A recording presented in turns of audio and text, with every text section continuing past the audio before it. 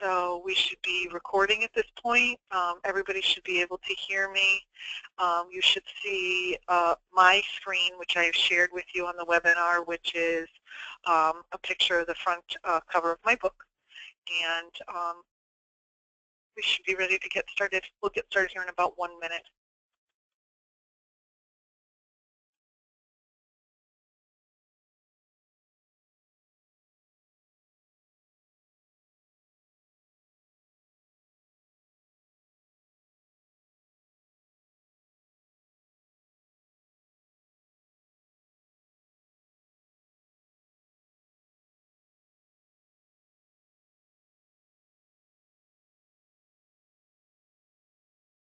And just as we're waiting for a few more people to get online, I will tell you a little bit about the cover of this book. It obviously was real vegetables. It wasn't styled by a food stylist. The photographer and I decided together that we were going to use real vegetables that came, in fact, from my CSA share, except for the olives, of course. And we just set it up on a plate, took the picture on the ground, and she did her fancy things to be able to get the photograph to look the way she wanted it to. And then we let our kids eat all the vegetables. And that's how we kind of got started. So let's get started here with everybody that's already online. Anybody else that comes a little bit later can join us later.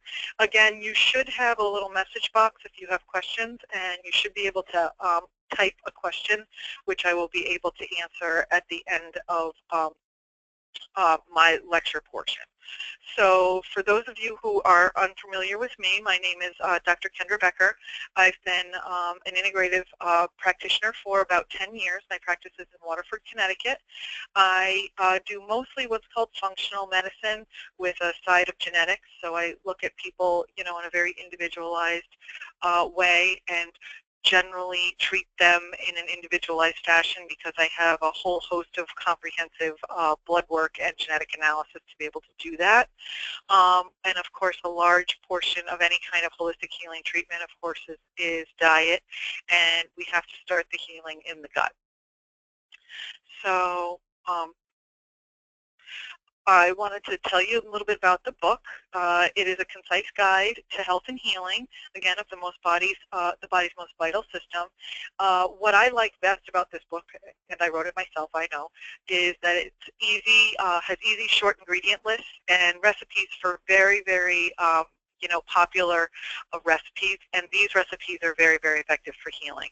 My book each recipe contains what's called a swap out, so we'll go through that in a little bit later in the webinar about what exactly a swap out is, but any ingredient that a human or an individual can't tolerate, you can swap it out with something that's comparable for a delicious meal.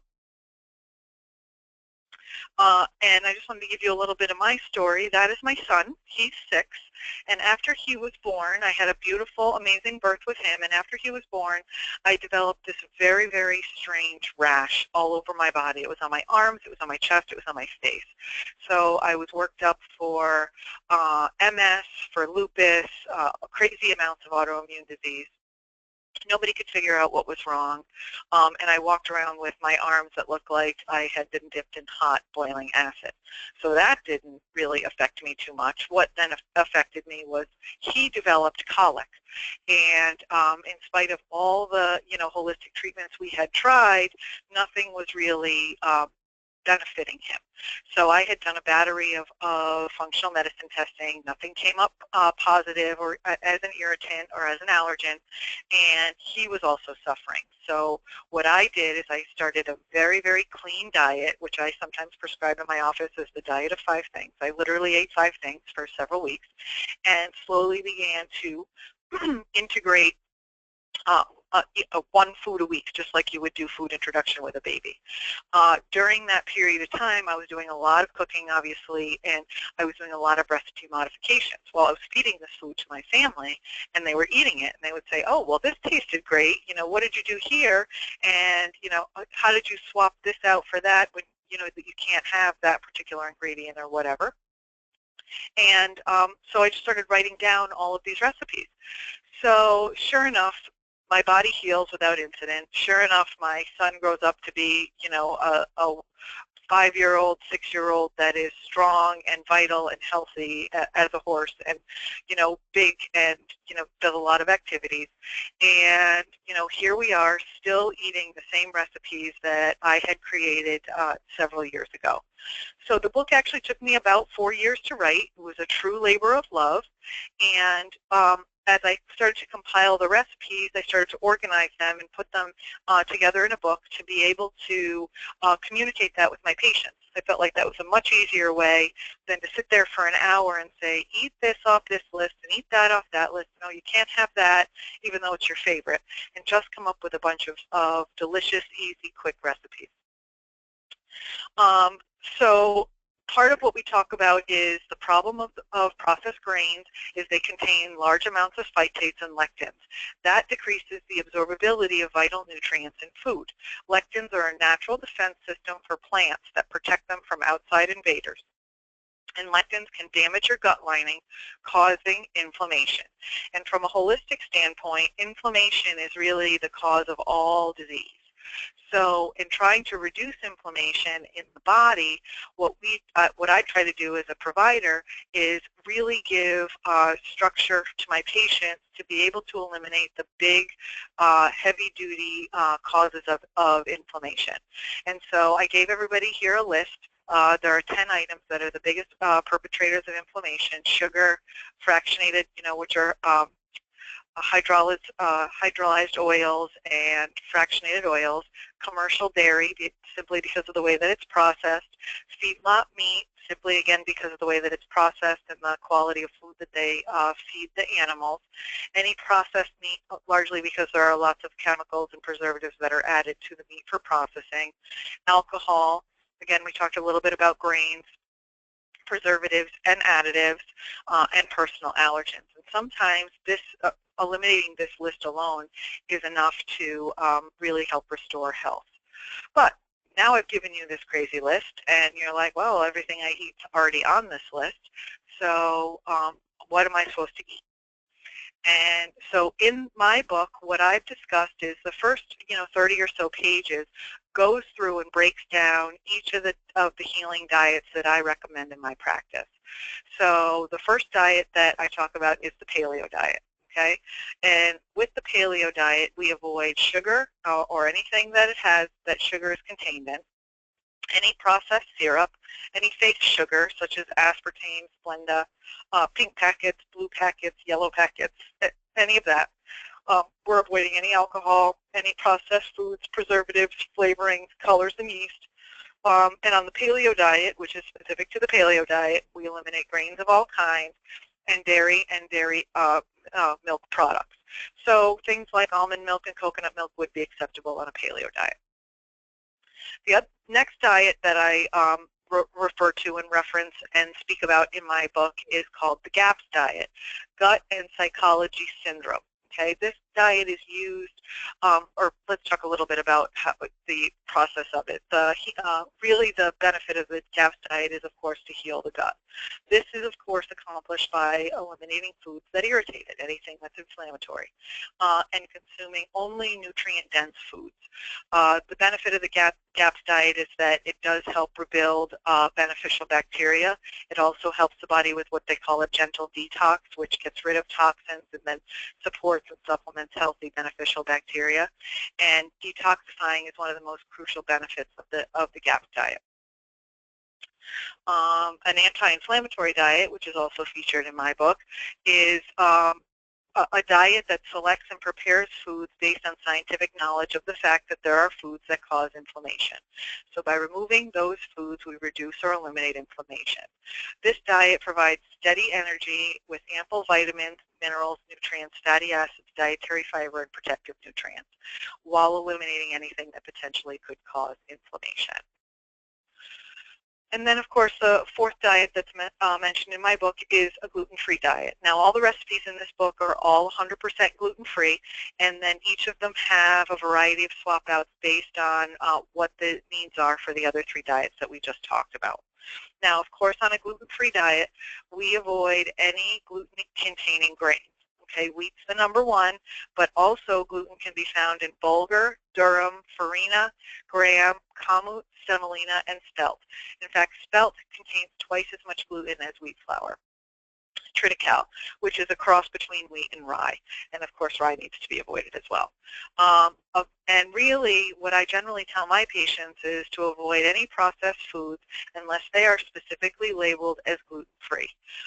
In general, it's much more beneficial to avoid processed foods altogether, of course. But if we're looking at a specific gluten-free diet, it's an easy way to go. So in this book, there are swap outs for each recipe. There are options for each type of diet, and if the recipe does not fit your specific diet, you can use the swap out list to assist you in making delicious recipes to help heal your gut.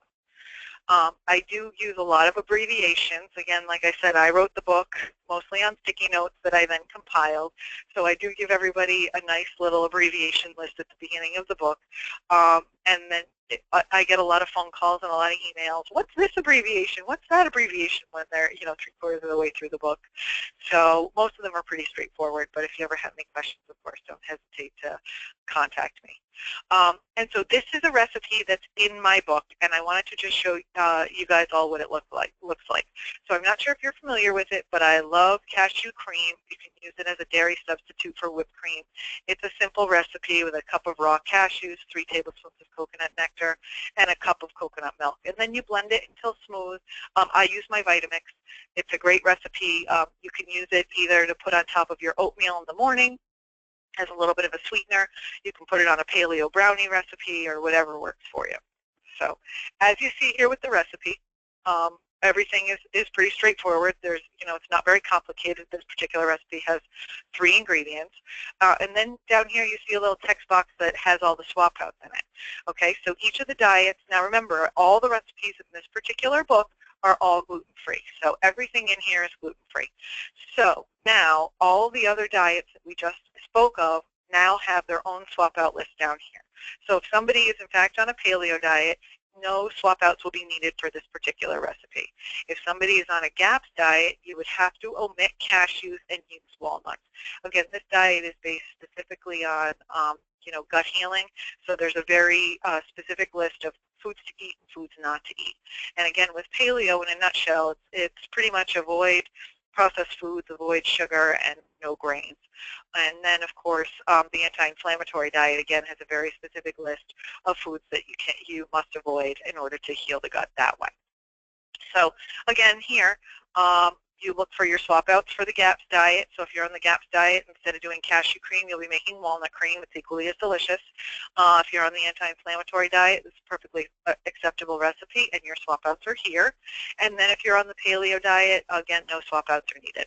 And that's how the entire book is structured. And each recipe, again, will have some swap outs. And so, if you have questions, please don't hesitate to give me a call. But it should be pretty straightforward, and it certainly is a fast track to gut healing. The way that the book is structured is I left things kind of in broad umbrella categories because I didn't really, a lot of times here in America we eat a bunch of junk for breakfast. So what I did for breakfast foods was pretty much use just protein-dense foods. There are a couple of recipes in there for paleo waffles and paleo and gluten-free pancakes and GAPS pancakes and things like that. And all of the recipes for protein are done with chicken. So there's, I don't know, probably 30 recipes in there where you can cook chicken. However, it's not that so much that chicken is the premier of all gut healing, but it is a common familiar protein that's easily accessible and not so expensive in America. So here, using chicken as kind of the demonstration is an easy way to go. However, again, all of those proteins, along with all the other ingredients in the recipes, can be swapped out easily for turkey, beef, lamb, or duck. Not a problem with any of those. And again, a lot of times with snacks and sauces and soups, snacks and soups, for example, are things you could easily eat for breakfast. and really not have any trouble at all, substituting out ingredients that you don't like, either for flavoring or for diet or for gut healing. And you certainly could make, pancakes and have them. In my house, sometimes we use I'll make extra pancakes, and I'll use the extra pancakes as our, quote, bread for like a sandwich or a burger, and it really works out just fine. And then my aunt, who has also been on her own journey for healing and is a very crafty and creative individual, has actually come up with her own gluten-free ravioli recipe. So, sometimes at holiday time you feel like you're a little shortchanged by some of the things you used to eat that you no longer can in your process of healing, or just in your, new lifestyle change. And so I did include a recipe for gluten-free ravioli, which is just absolutely delicious. I think in this book, the filling I included was butternut and sage, but again, you easily could put whatever you want inside the ravioli, and at least you have the ability to make the dough, so you can feel like you can have some sort of celebration pasta on a special holiday. And then I also wanted to let you know that, just because you're on a healing diet doesn't mean you really have to go without, desserts and sweet treats. Now, this particular cookie recipe is called the double chocolate double chip recipe, and it's a flat, chewy chocolate chip cookie, and it's delicious. But I just wanted to let everybody know that, you can't have cookies for breakfast when you're on a healing diet. And you've got to be really mindful about, sometimes sugar level or, just sweetener things. But you certainly from time to time could have a delicious cookie that is not so terrible for you and really feels like a treat without sending you back, 6, 8, 10 months in your healing. And then, of course, a lot of times, too, if you're really not looking for a sweet treat and just want a cookie, you even could swap out some of the sweetener, whether you use honey or maple syrup or coconut sugar, all of which are pretty kosher, forgive the word, on any of the healing diets, can be also swapped out either for a grain that contains more nutritional content or nut butter or something like that. So you end up more with like a bar or, some sort of healthier snack as opposed to a cookie. But those things are there. And that's what's really nice about this book is that there's a lot of very simple recipes, because what I found with my clients is, they come into my office and I say, okay, we've got to make huge changes in your diet. And everybody says, well, what does that mean? So I pretty much tell them most of the time that they have to give up most of the food that they've been eating for, a good portion of their life. And that can be really, really overwhelming for people. And so there are two types of patients that at least I see, at least. And one is the kind that just says, oh, I can't do this at all, and throws their hands up and hopes that things will get better without it. And then there's the other type that, goes home and throws out all the stuff that's been perpetrating their misery and starts over from scratch. And it doesn't have to be that way. Sometimes the healing diet is kind of like turning the hot water on, where you turn the faucet on and initially it's cold, but in a short period of time the water does heat up fairly quickly. And so, depending on, where those patients are and where I meet them in their journey will depend on what my specific recommendations are for how they can master their own healing diet. The other thing is that you have to remember that, there isn't a one-size-fits-all approach. And a certain diet may work for a period of time, and then you may have to switch or modify to, develop a deeper level of healing, or a new health concern has come up, or, something has shifted in their life, like perhaps a woman has had a baby or has gone through menopause or something like that. But, those are the things that have to be looked at. And that's why I called the book A Delicious Way to Heal the Gut, because it really is part of healing. It's part of a journey. And when you're looking at your diet as part of your healing, then it becomes a lot more palatable to be able to make some of these sacrifices that people feel sometimes that they are doing in order to, facilitate healing. Now, I will tell you, for me, what works for my family is that we're on a paleo diet. And, that works really well for at least the three of us. My husband, my son, and I do really well on the paleo diet. My daughter, on the other hand, tends to really prefer grains. So for her, we just add some grains into her diet, and she seems to just have better energy level and doesn't seem to be nearly as hungry or looking for the junk food when, she gets a little bit more grains in her diet. And it is a little bit of an evolution. Sometimes that works for her, like through the winter when she was cold and, there wasn't any sun out, things like that. The grains, really kind of help sustain her. And now that it's a little bit warmer out, it seems that she doesn't really require as much as she did prior. And so we just kind of move back to what is working for us. But I've been on the anti-inflammatory diet. I've been on the GAPS diet, and, we've been on and off gluten-free also well, we've been off gluten for about almost 7 years now, but we were on and off gluten for 3 or 4 years prior to that. And so I've done it. I've eaten all the ways that we can, or I can, according to this book. I've done all the levels of healing, and I definitely think that there is use for all those types of diets, and I definitely think that my particular reference is an easy reference to be able to go through and line item, specific things that, kids might like that contain gluten, for example, that now, with this recipe book, you can find gluten-free alternatives for it and really help, bolster your family's healing. The other thing is say you're been on a gluten-free diet, things have been going really well for you, and a member of your family gets diagnosed with Hashimoto's thyroiditis. So when you get diagnosed with Hashimoto's thyroiditis, at least in my office, the diet that I generally tend to recommend is the anti-inflammatory diet. So you can move forward, with the bulk of your family being gluten-free, and then, one of the family members who gets diagnosed can just make a few small incremental changes to be sure that they stay on the anti-inflammatory diet, and everybody can still sit at the dinner table, and everybody can still eat all the same food, and there isn't that level of preparation where, I hear a lot from my patients that mommy makes, 3 different meals based on who's eating what in the house. And that, to me, is just, it's a whole lot of work for everybody. And it really decreases that, that family time, that constructive time that we're supposed to have together as a family to sit around a table and have a conversation if you're worried about who's going to eat what, who has enough food, and who's on the right diet.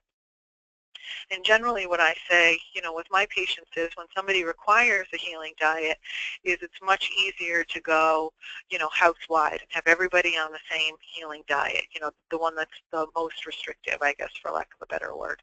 And the reason that I suggest that is because there's always options for individuals who don't need to be as restricted during their healing to be able to go and have a, quote, treat or have something that is not on their specific healing diet.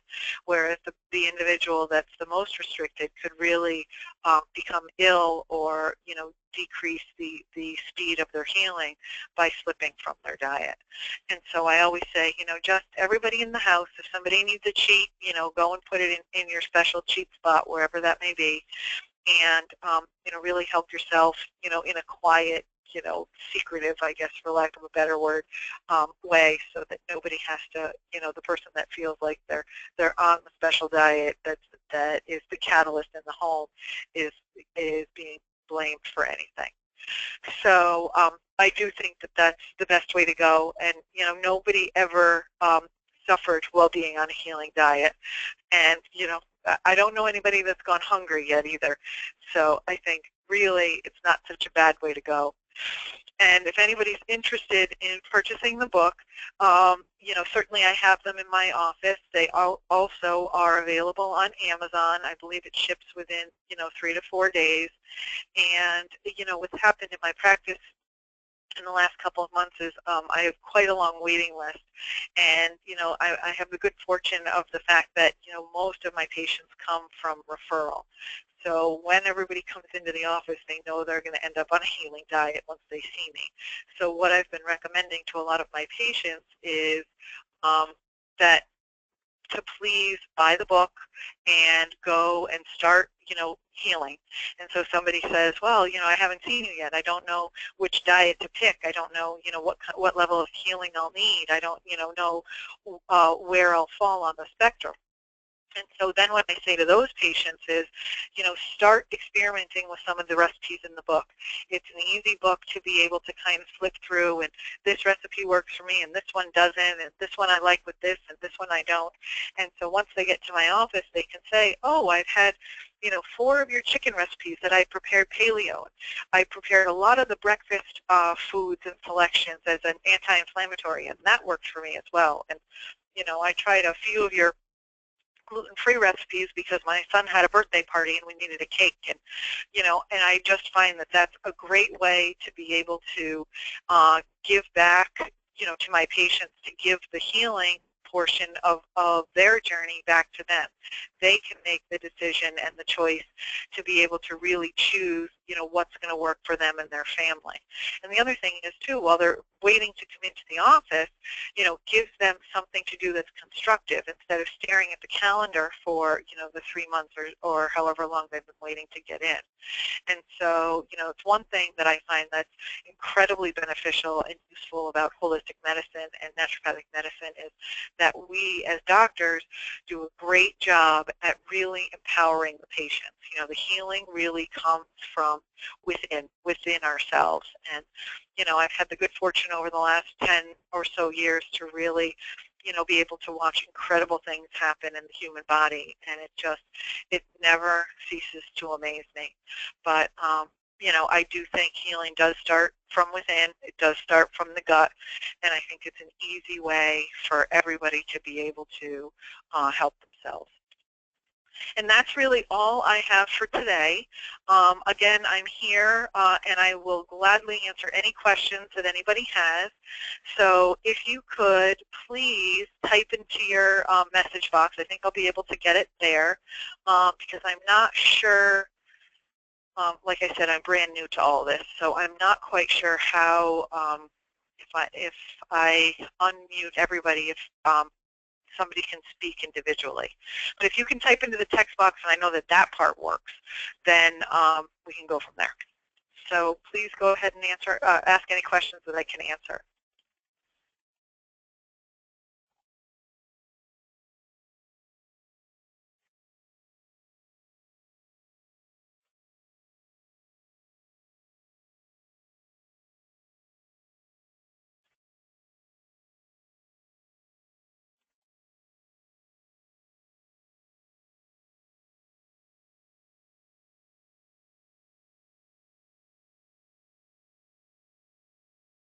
Anybody have any questions?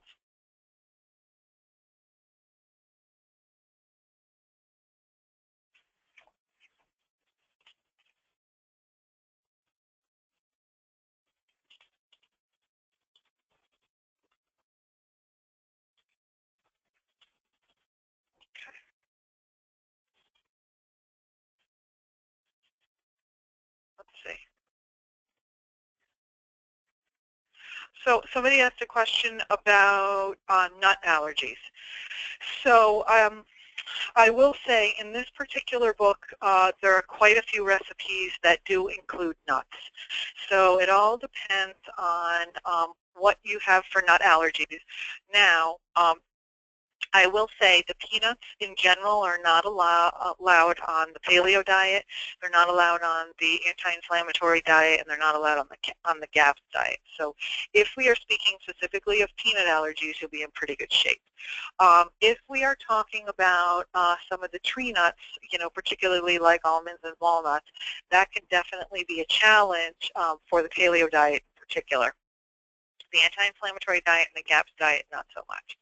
So if we are talking about a healing process that is, compounded by nut allergies, then it definitely is something that needs to be addressed, during an office visit or, with a provider that has some knowledge of healing diets.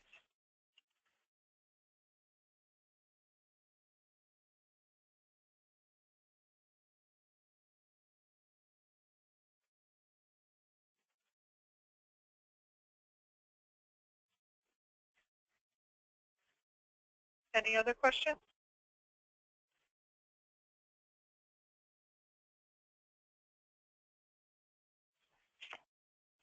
Somebody asked a question about nut allergies and, excuse me, about onion allergies. So again, onions, interestingly enough, are a anti-inflammatory food.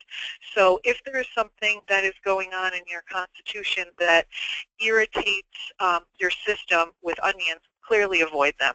And again, you could either swap out with shallots or garlic, or just avoid that kind of flavor and that family altogether, and that is completely, up to you and your prerogative.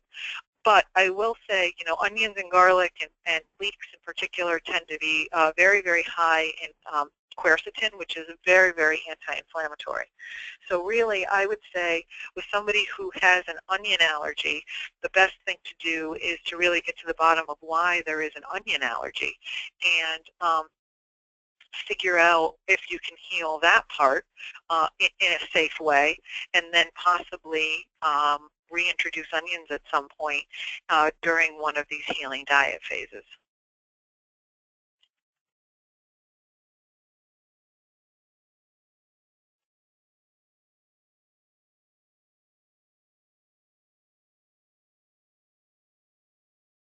Well, I'm waiting for some more questions. There is a recipe in this book that is, and for those of you who have been to some of the functions at my office, if you're local, I've made some of these items, out of my book. One of them in particular, it's my favorite, is there's a great recipe in there for bacon chocolate chip cookies. Whoever eats bacon chocolate chip cookies. And this one is 100% gluten-free. It doesn't really fall under the guise of any of the other healing diets, unfortunately. You certainly could swap out the oat flour that this particular recipe calls for and use 2 cups of nut flour and probably make it a paleo recipe. It's probably not a GAPS recipe, and it certainly isn't anti-inflammatory, but it sure is tasty. There is also a delicious chocolate cake recipe in here that I have used for my kids' birthday cakes without a problem. And, and for the most part, now everybody kind of knows where I stand, but for the most part, there's a lot of people who aren't particularly savvy on healing diets have never complained or said, gee, this cake tastes differently. Because it happens to be gluten-free and marginally healthy, or more healthy for you than, say, a standard cake. And then for me, some of my favorite things are, I just love soups. Like, I could eat soup like all day long. And in the summer, even in the heat of the day, I'd be perfectly happy with a cup of soup. So I do have quite a few soup recipes in here. And in the breakfast section of the book, I actually included my chili recipe, because I think one of the best things for breakfast in the morning is 3 scrambled eggs and a scoop of chili. And as you know, beans aren't generally allowed on the paleo diet. So again, I have SwapOuts for the beans, and you can just eliminate the beans for the paleo and just add more ground beef. For the GAPS diet, again, there's a very specific list of questions or of foods that you would have to eat, and black beans are not allowed, but navy beans are, so you easily could use navy beans in your chili. And for the anti-inflammatory diet, you'd have to avoid tomato products, and I do suggest that there is a recipe in here. It's a no tomato marinara that's done with roasted beets that is absolutely delicious. So there certainly is, quite a bit of options and flexibility. And of course, nobody says that, just because I like chili for breakfast, that you need to eat chili for breakfast. You certainly could eat it any other time of day and use it to your benefit. And so I don't really have any more questions. Nobody has any more questions for me at this point?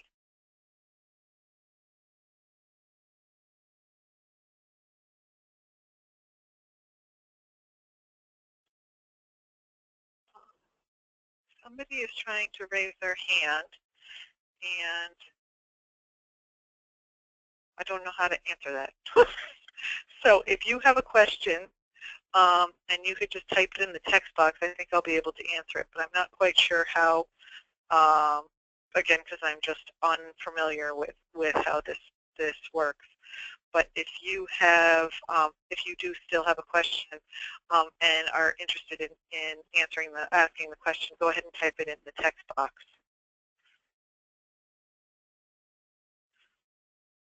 And I will do my best to answer it.